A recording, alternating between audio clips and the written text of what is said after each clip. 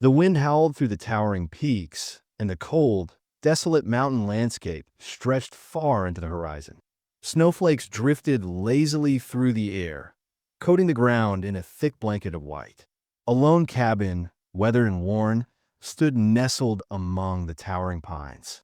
Isolated and quiet, it seemed a perfect refuge from the rest of the world. Inside, the air was thick with silence, broken only by the occasional crackling of fire. The rugged mountain man sitting by the hearth was Jared, a man who had lived here for years. In his late 30s, Jared's face was weathered by the harsh winds of mountain life, his body built strong and lean from the hard work of survival. His dark, piercing eyes held a stoic expression, betraying no emotion. Jared had learned to live alone, surrounded only by the wild beauty of nature, keeping to himself as he had for so long. Jared's life was simple but hard. He chopped wood, hunted for food, and lived off the land. It was all he needed, or so he thought. He had no desire for companionship, no need for anything or anyone. The wilderness was his constant companion, and it had always been enough. He was at peace in his solitude, and he wanted nothing more than to keep things that way. The thought of caring for others seemed like a burden, something foreign and unnecessary to him. But as the days passed, Jared found that even in his isolation, he couldn't escape the call of the outside world. One afternoon, as Jared was coming back from a hunting trip, he passed by a nearby town. News of the local orphanage closing down reached his ears. Two young boys, one older and one younger, were set to be displaced. The thought of them wandering alone in the world stirred something in Jared's chest. He didn't know why he cared, but he found himself wondering about the boys, their faces lingering in his mind. They were like shadows in his thoughts, haunting him with the idea of their uncertain future. Jared brushed it off at first. He didn't want to get involved, didn't want to deal with anyone else's problems. He had enough of his own. But the more he thought about it, the more the idea gnawed at him.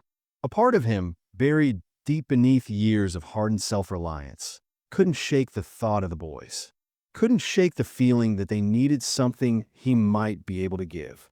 And so, in a rare moment of impulsiveness, Jared found himself standing in front of the orphanage, staring at the two boys.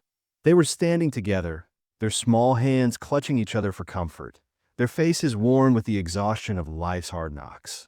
One boy, Ben, was the older of the two, his face set with a quiet strength. The other, Sam, was smaller, his eyes wide with uncertainty.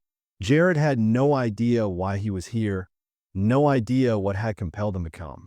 He didn't know how to help them, what to say, or even why he was standing here at all. But when the orphanage worker mentioned that the boys could be adopted for a symbolic price of $2, it was as if a switch flipped inside him. Without thinking, he agreed. It was absurd, yes. He wasn't a man who cared about children, about responsibility, about anything other than his own survival. But in that moment, it felt like the right thing to do. The moment was impulsive, and yet, it felt like fate had finally caught up with him. And so, just like that, Jared became a father. The boys were his now for $2. It was a small, meaningless price, but the weight of it settled heavily on Jared's shoulders.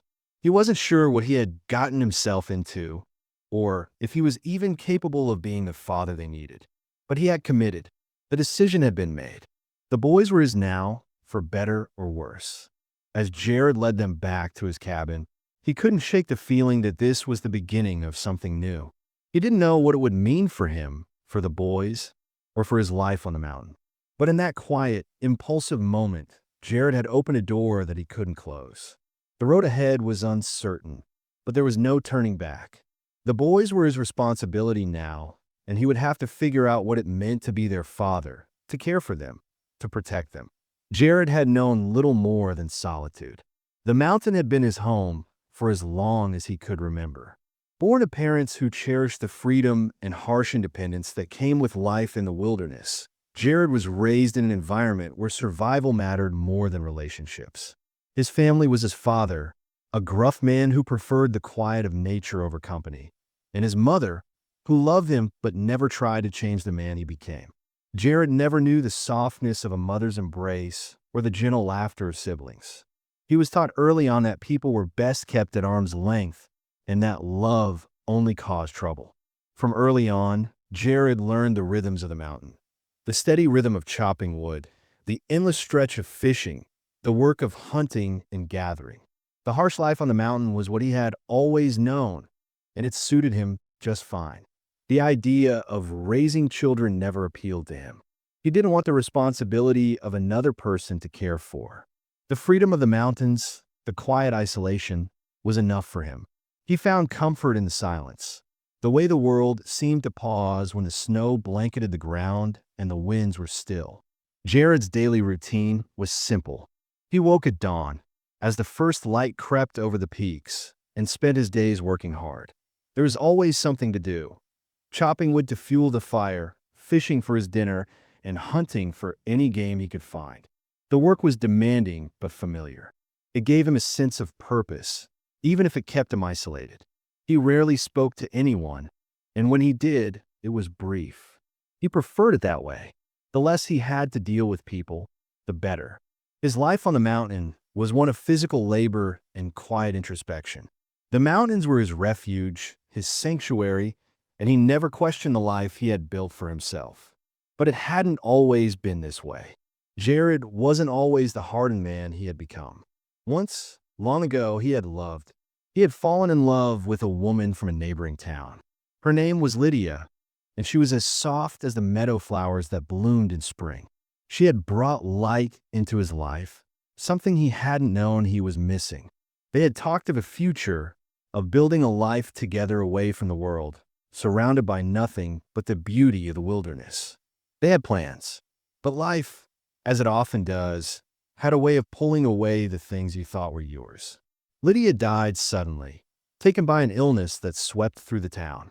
She had been there one day, smiling, laughing, planning their future, and the next, she was gone. Jared was left alone, with nothing but memories and a heart shattered by the loss of someone who had meant everything to him. The pain of that loss changed him. He built walls around his heart, walls that would never come down. He told himself that he didn't need anyone, that he was better off without the heartache that came with love. He buried the memories of Lydia deep inside him, hoping that with time, they would fade. As the years passed, the walls grew higher. Jared focused on his work, his solitary existence, and pushed all thoughts of companionship aside. He didn't need anyone. He had the mountains. He had the land. That was all he needed. He convinced himself that emotional attachment was a weakness, a vulnerability he could never afford again. It was safer this way, living without ties, without love. He had no family, no friends, and he was fine with that. But even the hardest hearts have cracks.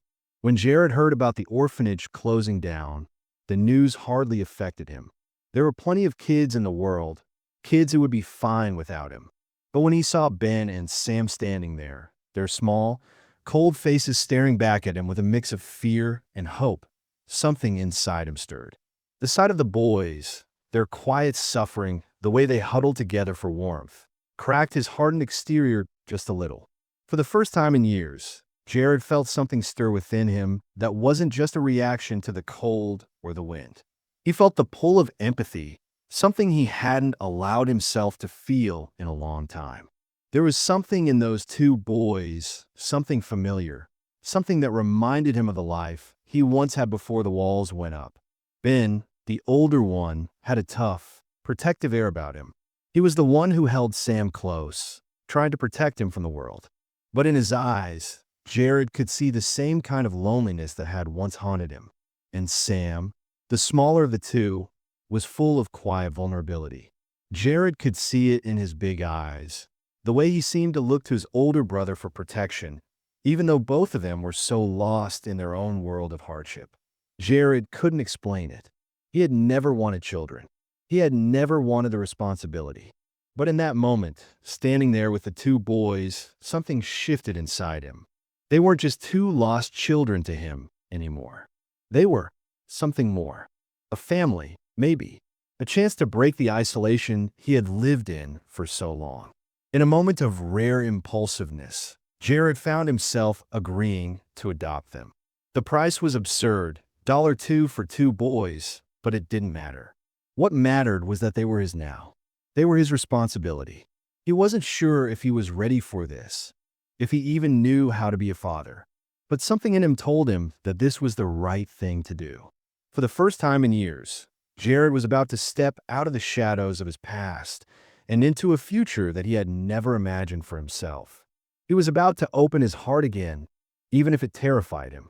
The cabin, once a place of solitude, would now be home to two boys who needed him, and whether Jared was ready for it or not, he had just stepped into a life he never expected.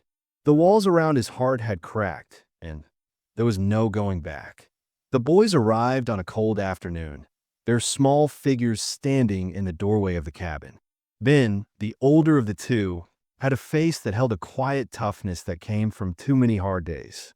Despite his hardened exterior, there was something tender about him, especially when he looked down at his younger brother, Sam. Ben was protective, a role he had clearly grown into over time. He held Sam close, his small hand resting on his brother's shoulder, a silent promise to keep him safe in a world that had shown them both too much pain. Ben acted as the grown-up between the two of them, his gaze always watchful, his posture slightly defensive. Sam, on the other hand, was quieter, but his large brown eyes spoke volumes. They were wide with fear, yet full of something deeper, something too heavy for a child. Sam's gaze darted around the cabin, but he rarely let go of Ben's side. He clung to him like a lifeline, and it was easy to see why. Sam had seen too much, too many nights spent in fear, too many days wondering if anyone would ever care for him. The bond between the two brothers was undeniable. They were survivors of their own little world of hardship, a world where love seemed to come only in whispers and fleeting moments. When Jared led them into the cabin, the boys hesitated. They didn't trust him, not yet, at least. Their lives had been full of abandonment, neglect, and fear. Jared's rugged appearance, his rough hands, and distant demeanor didn't offer much reassurance. The silence in the cabin was thick, as if the walls themselves were holding their breath. Ben and Sam exchanged nervous glances, their eyes flicking to Jared before quickly shifting to the floor or each other. They were used to a world full of people who never stuck around, who gave promises that were never kept. Trust was not something they easily offered. Jared, in turn, had no idea what to do with them. His life had been solitary for so long that the presence of two young children in his space felt like a jarring disruption. He had no experience with kids, had never even considered what it would be like to raise them.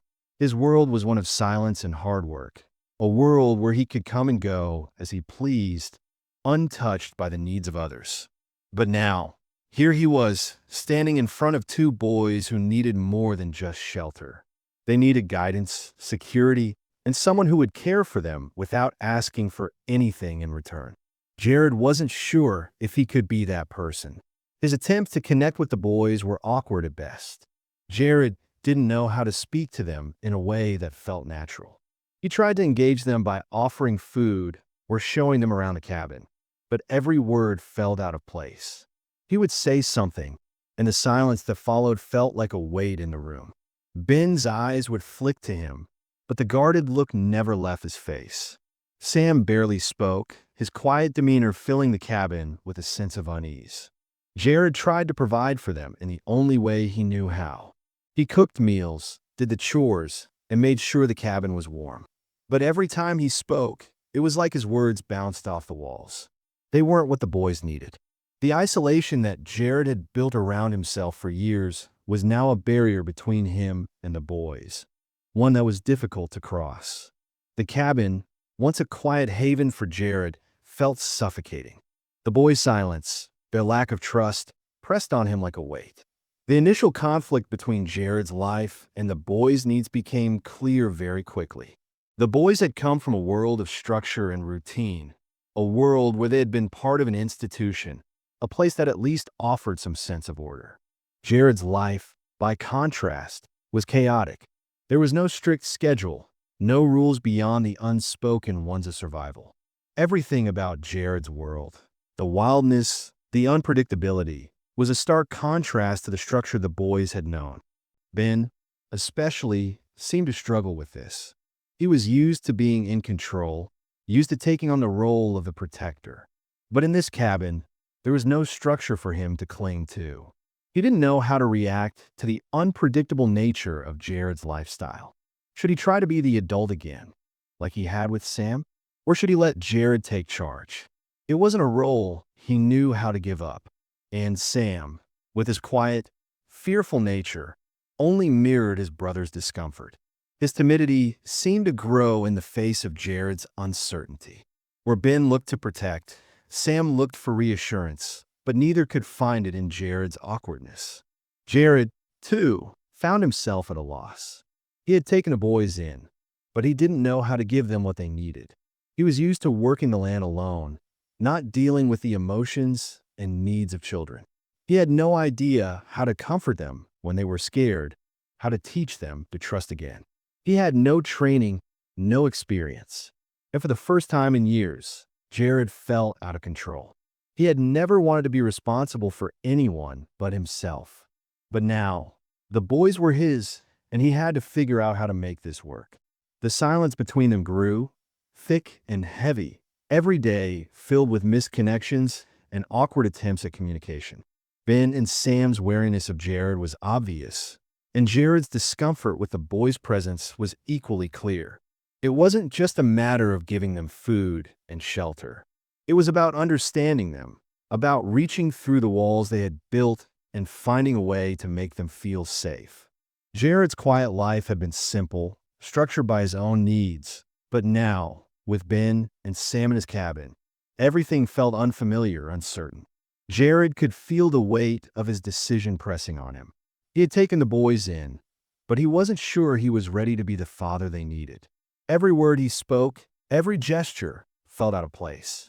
He wanted to help them, to make them feel like they belonged, but the gap between his world and theirs felt insurmountable. He was trying to fill a role he didn't understand, and they were trying to trust someone who had never been a part of their world. In the days that followed, Jared found himself thinking more and more about Lydia, about what it meant to open his heart to someone. He hadn't allowed himself to love anyone since she had died. He had buried those feelings long ago, built walls around them, and swore to never let them out again. But now, with the boys in his cabin, he felt something stirring deep inside him, a tenderness, a longing to protect, to care. It scared him, this feeling, because it reminded him of the pain he had felt when Lydia was taken from him. But it was also a reminder that he wasn't as closed off as he thought. The boys, too, were beginning to show signs of trust, even if it was small. Ben started to look at Jared a little less distrustfully, and Sam began to follow him around the cabin, watching him with those big brown eyes. The silence between them wasn't as heavy anymore, but it wasn't gone either. They were all still learning how to coexist in this new life they had found themselves in. And although the road ahead was uncertain, Jared could feel the first cracks in the wall he had built around himself. For the first time in years, he wasn't alone. The first days in the cabin felt long and uncertain. Jared, now responsible for two boys he hardly knew, tried to find ways to connect. He wasn't good with words, so he leaned into what he knew: tasks, work, survival. Early each morning, he offered to take the boys with him into the woods. He showed them how to set simple traps, how to fish, how to stack firewood. His hands moved with skill, but his words came awkward and slow. The boys followed, but more out of politeness than interest. Jared could feel the distance between them, a silent wall that neither side knew how to break. Ben, the older one, resisted the most. Jared noticed it right away. The boy had a defiant streak. He didn't like being told what to do and often gave short replies or ignored Jared altogether. When asked to help with chores, he did them, but only just enough to get by. There was tension in Ben's shoulders, a tightness in his jaw. He watched everything closely, especially Jared's hands, as if bracing for something bad. Jared saw that look and knew it well. It was the same look he had once worn himself. Beneath Ben's stubbornness, though there was pain. Jared could tell. The boy acted tough, but it wasn't real. He was just a child trying to survive in a world that had already hurt him too much. Jared didn't push him. He gave Ben space, hoping that time would do what words could not. Sam was different. He was quiet, shy, and far more afraid. The little boy flinched at sudden movements and never strayed far from his brother's side. He didn't speak much, but when he did, his voice was soft and unsure. Jared noticed how Sam watched him from a distance, wide eyes filled with questions he didn't dare ask. There was something heartbreaking in the way Sam held his spoon during meals or clung to the edge of his blanket at night. He was so small, so fragile, and clearly desperate for someone to make him feel safe. Jared tried to reach out in small ways. He made extra portions at dinner, left small pieces of jerky by Sam's blanket, and placed a warm cup of milk next to the boy in the evenings without saying anything. Sam never said thank you, but after a few days, he started sitting a little closer during meals. One evening, when Jared handed him a wooden toy he had carved during the night, Sam didn't speak, but he took it gently and held it to his chest. It wasn't much, but it was a start. There were other small changes too. Ben, still guarded, started calling Jared Mister. It wasn't warm, but it wasn't cold either. It was a line of respect, a title that showed he was at least trying to see Jared as someone real. Jared didn't comment on it, just nodded the first time he heard it. Ben kept his distance, kept his emotions tucked away, but the hostility in his eyes slowly faded.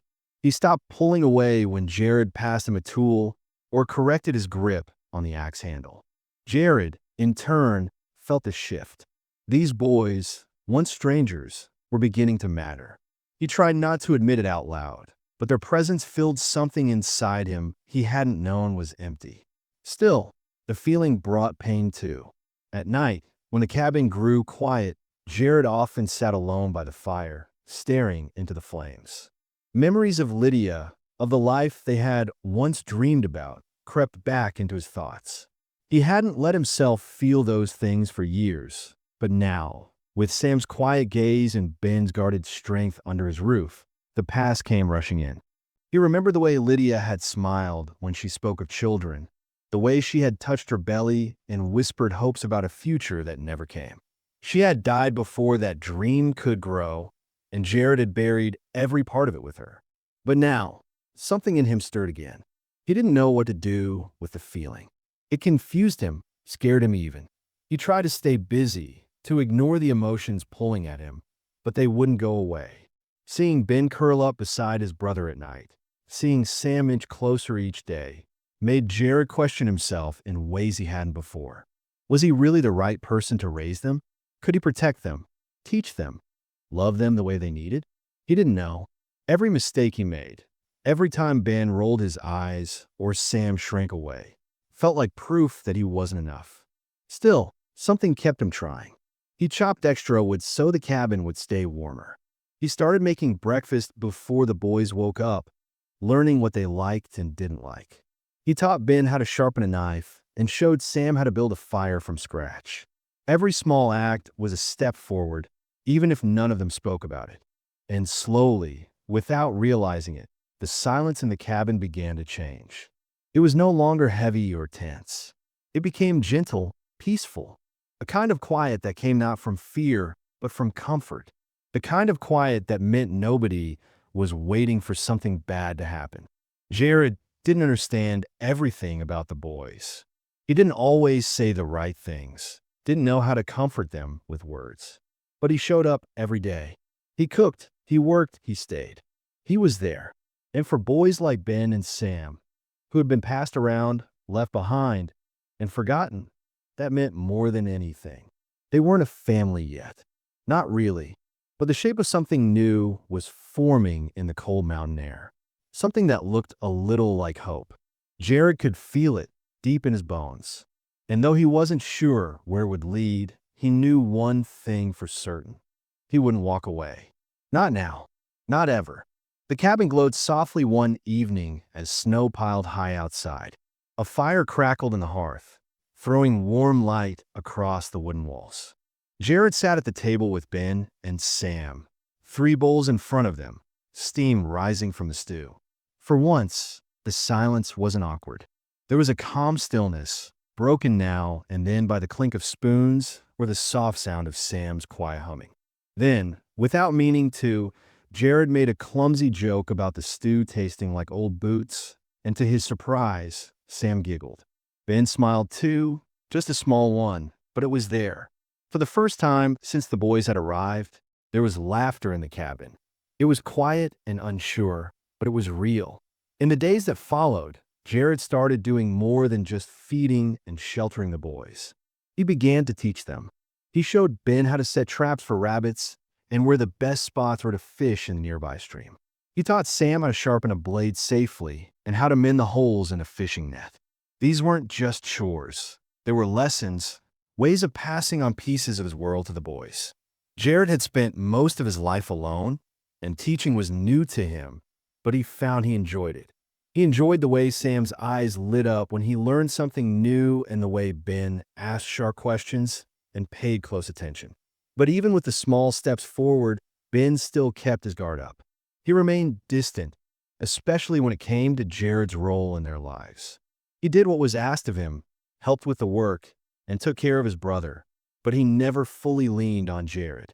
One evening, when Jared offered to take Sam into town for supplies, Ben shook his head sharply and said, "I'll take him. He's my responsibility." The words hit Jared harder than he expected. He understood where they came from.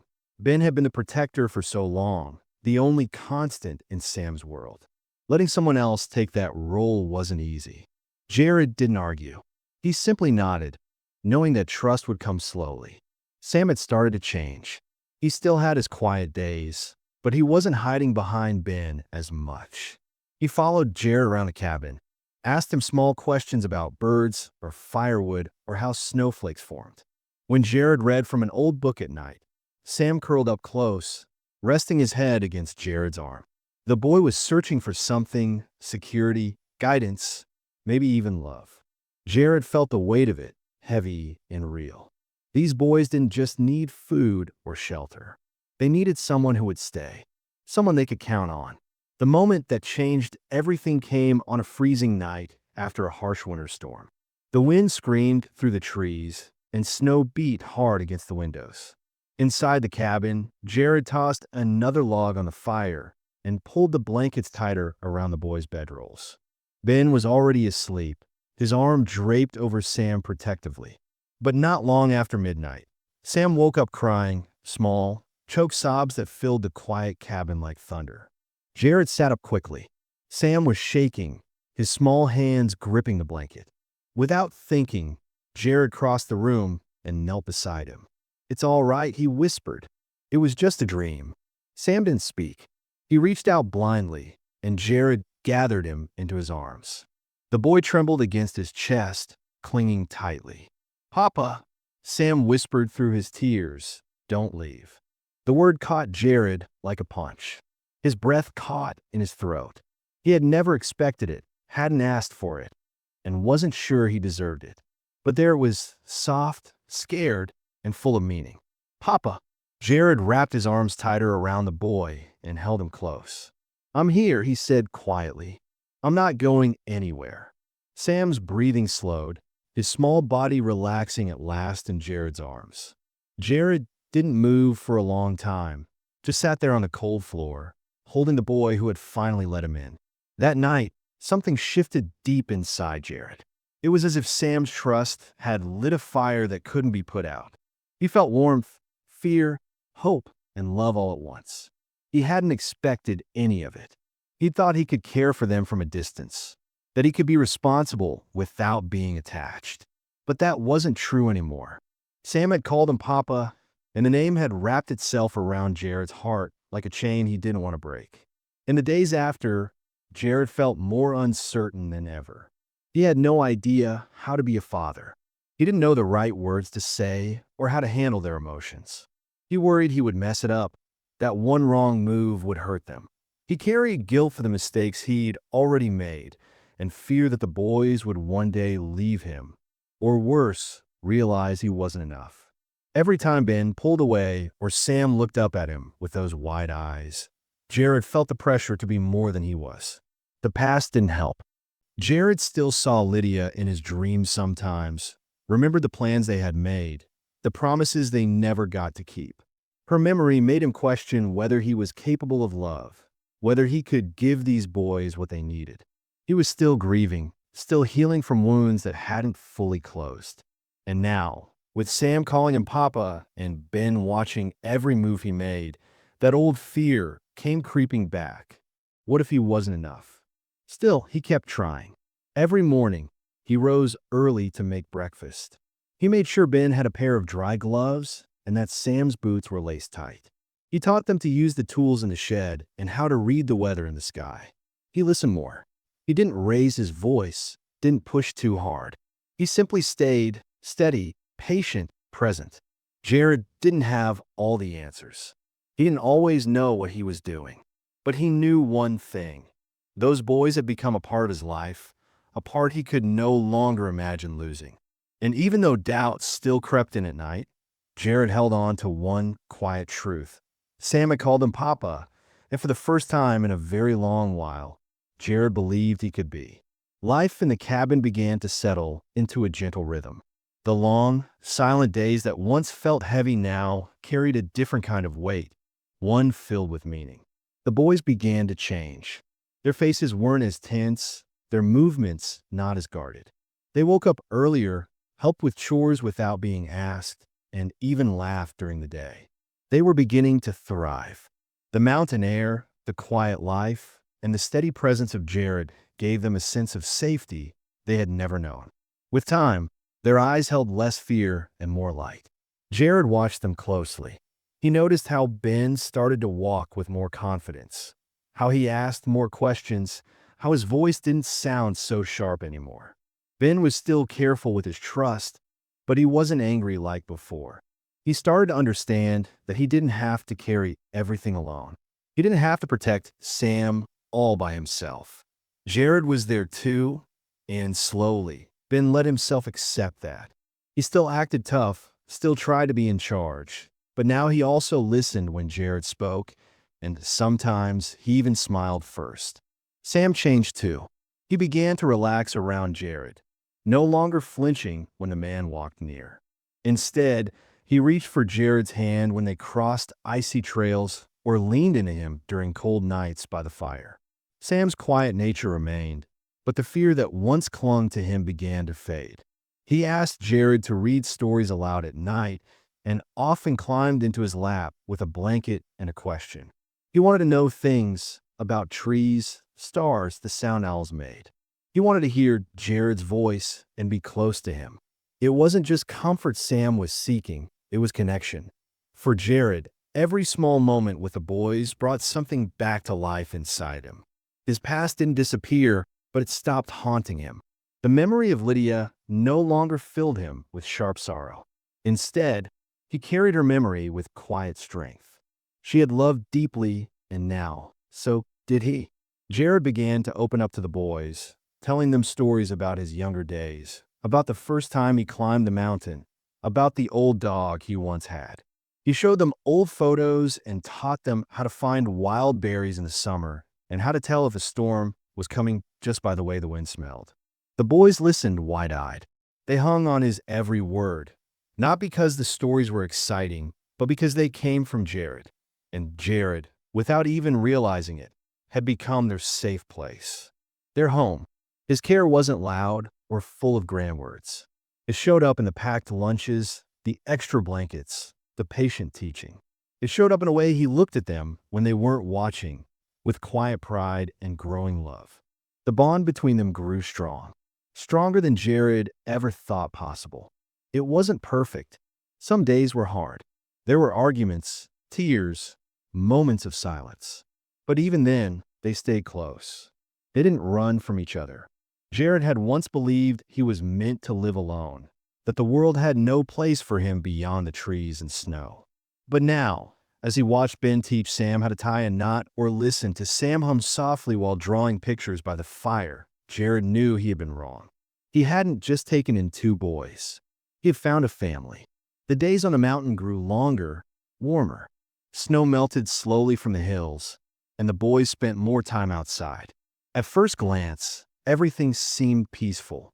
But inside, things weren't so simple. Ben, now more settled in the cabin, began to change in ways Jared hadn't expected. There were moments when Ben smiled easily, helped with the chores, even shared a joke. But then, just as quickly, his mood would shift. He grew quiet, then sharp. One afternoon, after Jared gently corrected the way he stacked firewood, Ben dropped the logs and snapped. "You're not my real dad."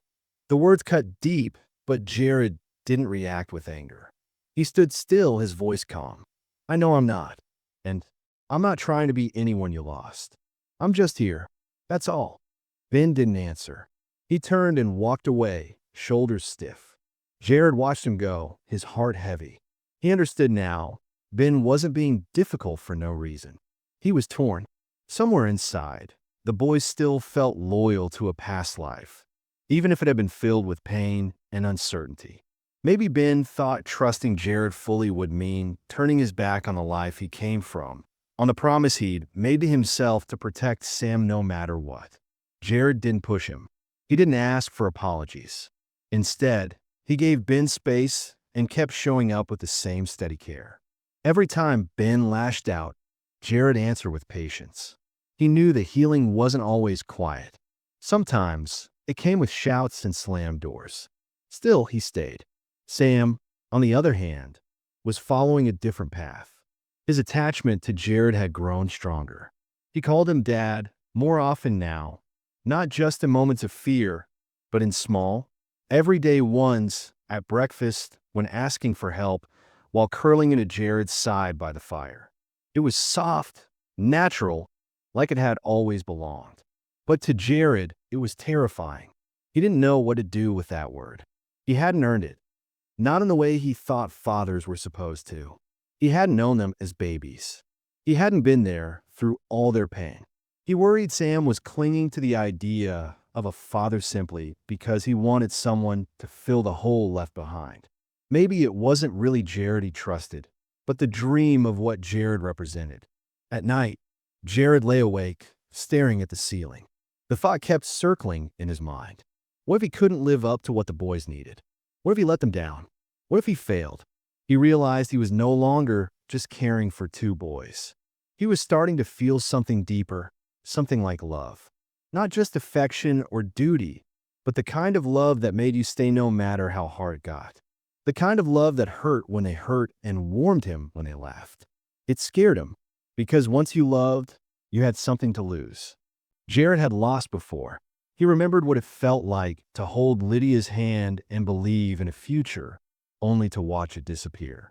He had buried the kind of hope deep inside, thinking he'd never feel again. But here it was, slowly blooming in the shape of two boys who called his cabin home. Still, the fear remained. What if the boys outgrew him? What if someone came to take them away? What if, one day, they realized they didn't need him after all? He didn't have the answers. But every morning, when Ben helped cook breakfast and Sam leaned against his arm with quiet trust, Jared knew one thing for certain. He wasn't walking away. Not now. Not ever. Spring brought more than green grass and warm winds. It brought a stranger. One morning, while Jared and the boys were trading eggs for flour in the nearby town, a man stepped off the coach and started asking questions. He wore a long coat and polished boots, too clean for someone from around here. He showed a paper to the shopkeeper, asked about two boys, brothers, who matched Ben and Sam's description. The shopkeeper glanced toward Jared, but said nothing. Still, the stranger noticed. His eyes followed Jared and the boys as they walked back to their wagon. Jared felt it in his gut. Trouble. The kind that didn't knock, it kicked down doors. That night, he barely slept. He sat on the porch long after the boys had gone to bed, watching the trees sway in the wind. His heart was heavy with fear. He had taken the boys in, loved them, protected them. But he knew the world outside didn't care about love. The world outside cared about papers and rules and bloodlines. And Jared had none of those. The next day, Word spread that the stranger had gone to the sheriff. He wanted to know why two orphan boys were living up in the mountains with a man who had no legal ties to them. Jared's hands shook as he chopped wood, his mind racing. He knew what the outside world was like: cold, sharp, and unforgiving. It took and rarely gave anything back. He had kept the boys in the mountains for a reason. Here, they were safe. Here, they were healing. But now, that safety was under threat. Ben heard about the stranger from a boy in town. When he asked Jared if they were in trouble, Jared didn't lie. "Someone's asking questions," he said. "Someone from before." Ben's face went still. His fists clenched. "They can't take us," he whispered. "They won't," Jared said, though inside, he wasn't sure. That night, Jared stood in the doorway of the boys' room and watched them sleep. Ben was curled on his side, one arm stretched protectively towards Sam. Sam had a peaceful face, a soft expression Jared had fought hard to bring back. The thought of losing them made something sharp twist in his chest. He stepped outside again, stared up at the sky. The stars were bright, scattered across the black like tiny promises. He thought of Lydia, of the life he had once dreamed of building. He had failed then. He wouldn't fail again. The next morning, Jared made his decision. If someone wanted to take the boys, they'd have to go through him. He would speak to the sheriff, explain everything. Not with anger or fear, but with truth. These boys weren't just two names on a piece of paper. They were his family now. He had fed them, taught them, held them when they cried. They had laughed around his fire, grown strong under his roof. They belonged here, not in some cold institution or with distant relatives who didn't even know them. When a sheriff came to the cabin, Jared was ready. He stood tall, his voice steady. "I didn't steal these boys," he said. "I saved them. And if you ask them, they'll tell you the same." The sheriff looked at the boys, then back at Jared. He saw the truth in their eyes. Sam clung to Jared's leg. Ben stood beside him, chin high. No fear, just love. The sheriff nodded slowly. "I'll file the papers myself," he said. "Nobody's taking them unless they want to go." Relief flooded Jared's chest. He reached down and placed a hand on each boy's shoulder. They didn't speak. They didn't need to. The outside world had come knocking. Jared had opened the door. And for the first time in his life, he didn't hide. He stood his ground, fought for what mattered, and chose, without doubt or fear, to keep his family whole. One quiet morning, as the sun rose over the hills and painted the cabin in soft gold, a wagon pulled up the path. Jared was chopping wood when he heard it. He turned and saw two strangers step down. A man and a woman, dressed neatly, their faces sharp with purpose. They introduced themselves as relatives, distant cousins of the boy's late father. Word had reached them about Ben and Sam, and they had come to take them back. Jared's chest tightened. He asked them why now, why they had never shown interest before. The man said it was their duty, that blood mattered, and the boys should be raised with their rightful family. Jared looked toward the cabin where the boys were inside, probably listening through the walls. His jaw clenched. "They already have a family," he said calmly. "They're staying here." The woman stepped forward, her tone cold. "You're not related to them. You have no legal claim. What you're doing is not right." Jared stood his ground. What's not right is abandoning them and coming back when it's easy. The man grew louder. "We'll go to the law. We'll take them whether you agree or not." Jared's eyes didn't flinch. "Then you better be ready to fight me in court, because I won't hand them over." Inside the cabin, Ben and Sam sat by the door. Sam's hands trembled. Ben placed a hand over his. "We're not leaving," he whispered. "Not again." The argument outside continued, voices rising. Finally, Jared stepped back into the cabin. The boys stood up. "You heard?" he asked. They nodded.